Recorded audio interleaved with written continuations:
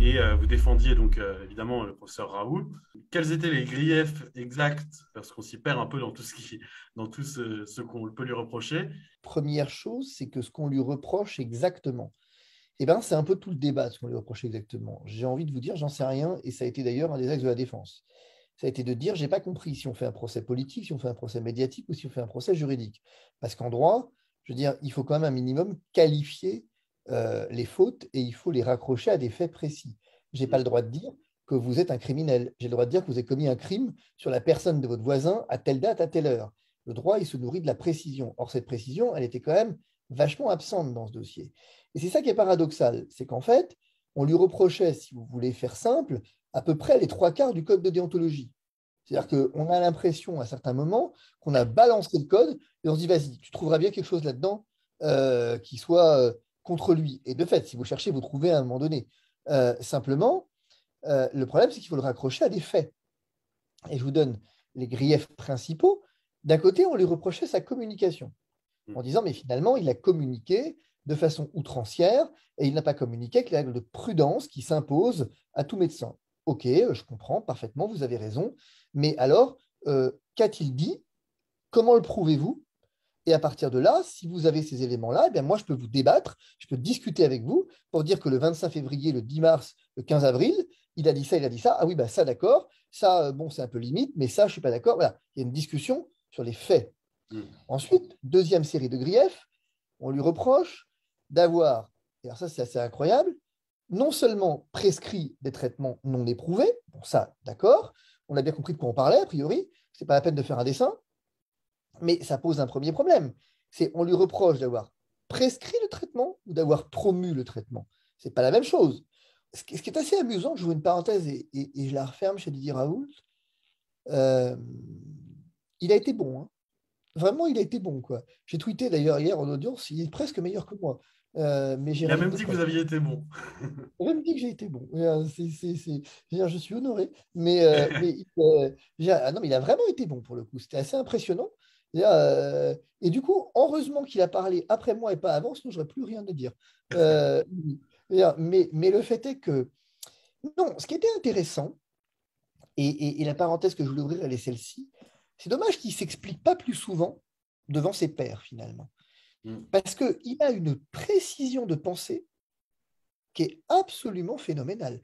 Et il a emmené tout un tas d'éléments bibliographiques qu'il citait à chaque fois, qu'il ouvrait, quasiment, il était prêt à distribuer comme des bonbons. Avec cet élément, j'ai beaucoup aimé cette expression, parce que je me souviens avoir eu la même, quand il dit ne me croyez pas. Mm. Il dit c'est les autres qui demandent à être crus. Moi, je ne demande pas à être cru. C'est intéressant. Et moi, tout ce que je dis, je le prouve. Et de fait, on a eu un Didier Raoult qui s'est beaucoup expliqué sur la chloroquine, son mécanisme d'action, pourquoi elle marchait, quelles étaient les études qui disaient qu'elle ne marchait pas et quels étaient les problèmes de ces études. Il a effectivement beaucoup expliqué comment en Afrique on a traité le Covid, euh, et vraiment beaucoup, avec des études, avec des éléments. Il a expliqué ce que eux ont constaté sur les charges virales des patients. Il a expliqué que la chloroquine n'était pas une baguette magique, qu'il y a 80% des patients à peine, en gros, qui en ont reçu, mais il y a 20% des patients qui ne l'ont pas reçu et qui ont guéri quand même parce qu'on les a aidés et on les a accompagnés avec de l'azithromycine, avec du zinc, avec de la vitamine D, avec de l'oxygène. Que Et avec voilà, de l'humain aussi. On écoute. avec de l'humain, oui, beaucoup d'humain. Alors ça, je vais vous dire, ça c'est intéressant ce que vous dites. Hier, j'ai vraiment découvert, vous parliez de PUPH tout à l'heure. Eh bien, je vais vous dire, hier, j'ai vraiment vu les deux facettes du personnage. Mm. Hier, tantôt, on a eu affaire au professeur des universités, type un peu, presque une caricature parfois, mais une Le belle mandarin caricature, à la française. mandarin qui vient raconter, qui vient expliquer, qu'on écouterait pendant des heures, en fait. Et à la fois, quand il parle des patients, il ne parle pas du patient en général comme un truc, voilà, il parle des gens. Mm. Et ce que j'ai découvert, non que j'en doutais, mais c'est un aspect sur lequel j'avais jamais eu vraiment l'occasion de discuter avec lui. On a discuté du dossier, rarement de. Voilà. Euh, Hier, il a donné une leçon de médecine quand même Mm. à ces gens. Et quelque part, c'est paradoxal, parce que du coup, il agit en tant que médecin, là. Donc, on aurait pu prêter fort à la critique en disant, bah, du coup, il n'est plus professeur. Mais puisqu'il était médecin, et c'est un médecin qui a dit un truc, qui a dit, mais on n'a pas le droit de laisser des patients angoissés tout seuls chez eux. On n'a pas le droit. Le rassurer, prendre la main à un patient. Il a dit à un moment, vous ne mesurez pas l'impact de prendre la main à un patient angoissé. Combien ça aide une guérison. Et là, on a senti toute l'empathie du médecin, en fait. Et d'ailleurs, l'ordre a commencé par dire, dans cette épreuve terrible, terrifiante que nous avons traversée, le Covid qui est particulièrement grave, dramatique, le professeur Raoult a été le minimisateur. Il y a le nébulisateur et le minimisateur. C'est-à-dire qu'en fait, c'est intéressant parce que on ne lui pardonne pas. On ne le lui pardonne pas. Mais c'est d'ailleurs, c'est fou comme ça a transparu à l'audience et je m'en étais jamais aperçu en fait. On ne lui pardonne pas. C'est une haine viscérale de ne pas avoir dit non. Cette épidémie, elle est grave dans une certaine proportion, mais en même temps, il ne faut pas la surjouer. On parlait de surjouer tout à l'heure. Il ne faut pas la surjouer. Il ne faut pas exagérer sa portée. Il y a lieu d'arrêter de commenter et de prendre en charge les malades. Et quand vous prenez en charge les malades, eh bien vous allez vous apercevoir que tout va mieux. Et il a exactement détaillé ça en parlant de cette tempête cytokinique, en redétaillant le mécanisme de la tempête cytokinique, en disant mais il faut empêcher la tempête cytokinique. Une fois que la tempête cytokinique est arrivée, vous avez fait 80%, vous avez 80% du problème dans les dents, quoi. Et donc, il faut se débrouiller pour pas qu'elle arrive, cette tempête cytokinique. Et donc, il faut d'abord réoxygéner le patient le plus vite possible, sans attendre qu'il soit à 80. Il dit, nous, on a vu à la PHM des patients qui étaient à 80 encore chez eux, parce que c'était le phénomène de l'hypoxie heureuse.